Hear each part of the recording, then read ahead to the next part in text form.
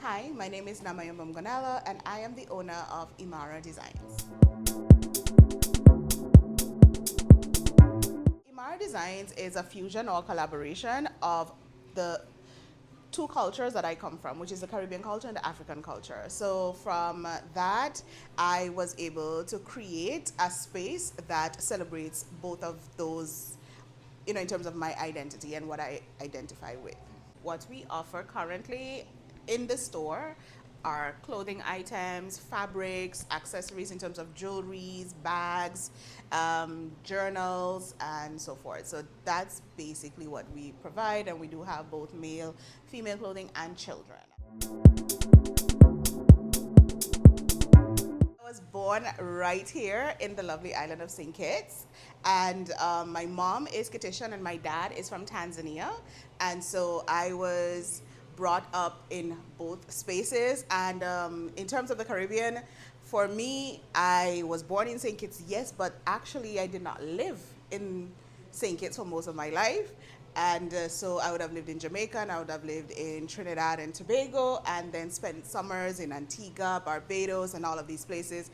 And so I felt as, a Caribbean child, that it is my duty to ensure that I show and showcase and, in terms of just letting the world know about our Caribbean identity and how we express ourselves.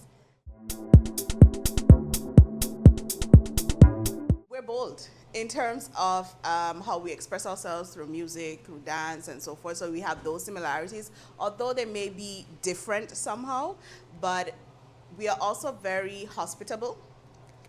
Tanzanians are super hospitable people, and so are Caribbean people.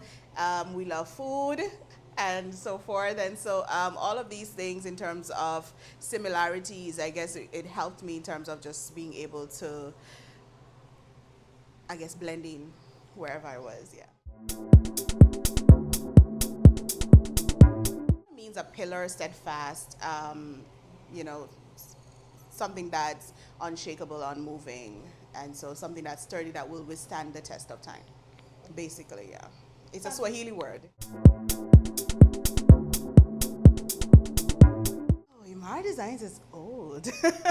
um, so I would have began sort of, that journey when I finished high school, when Rock of Ages was a pebble, and it grew over time. So we've had our ups and lows and so forth, our ups and downs, and in St. Kitts, Imara Designs, I think we're clocking on probably about 5 years or so. Yeah.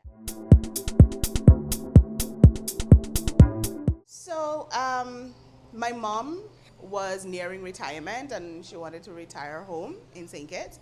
And so I decided, I made the decision to come back home with her. I came, I stayed for a little bit and wanted to test out if, if it was really the space for me. And I'm glad I did decide to stay.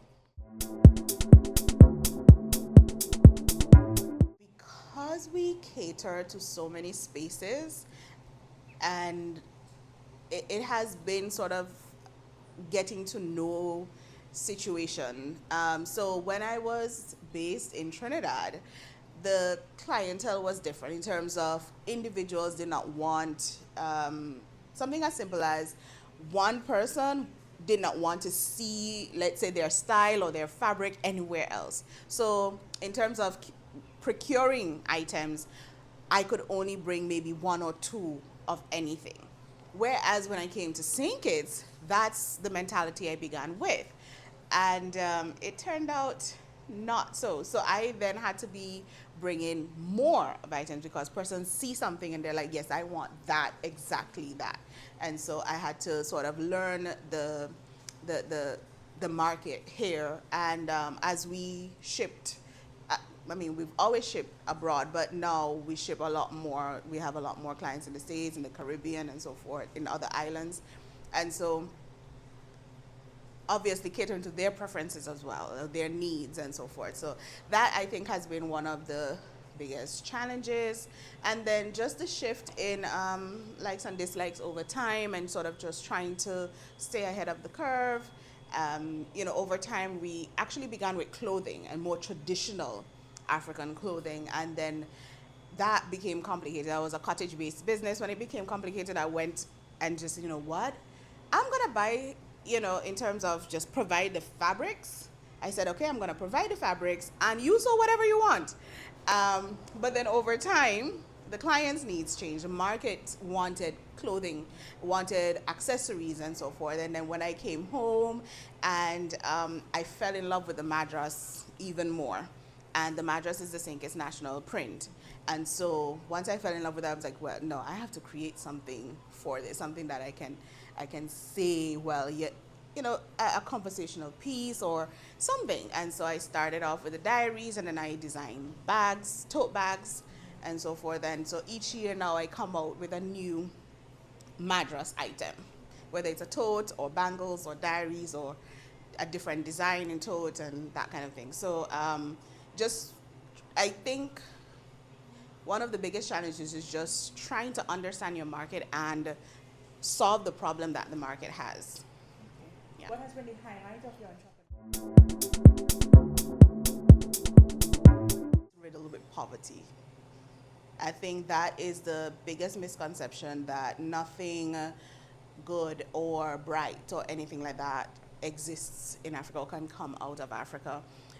In Africa, there's so much innovation. There is so much that's happening, that has been happening for generations. And I think persons need to understand that through colonialism and all of these experiences, it did hamper and damper, but it definitely did not stop. It might have slowed down innovation there, but it didn't stop. And they are, in terms of Africa, I mean, they're moving in leaps and bounds. It's not little baby steps. And so I remember when I came back to St. Kitts, and we didn't actually even have mobile banking. And I remember using mobile banking in Tanzania when I went there. I think it would have been like in 2009, when I went back as an adult, and we only now have mobile banking. So in terms of even technology and all of that, there is quite a significant experience in terms of that. I think that for me opened my eyes.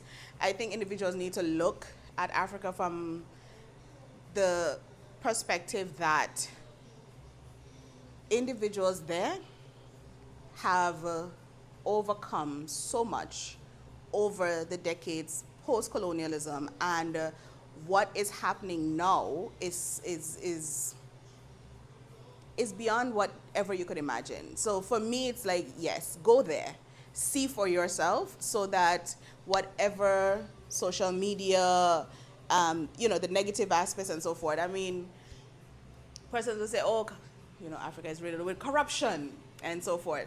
Everywhere has corruption. Let's just be honest with that.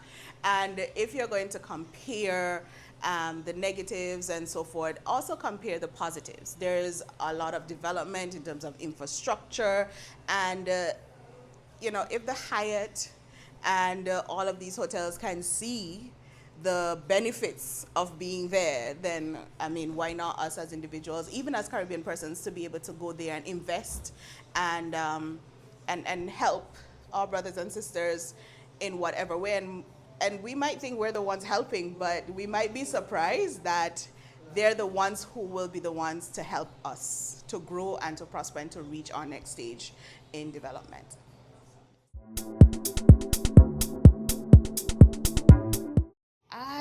The advice I think I often give to entrepreneurs is that while we listen to advice and so forth from individuals, always remember that the Heavenly Father, God, gave you the vision. He gave you the dream. He gave you that purpose. And so not everyone is always going to see it. So while, yes, listen to those who've gone on before us, because they save us a lot of heartache, a lot of confusion, and a lot of money, at the same time, trust that what you have been given in terms of a mandate is what you have to work towards. Right here at Shadwell Great House upstairs, shop number 3.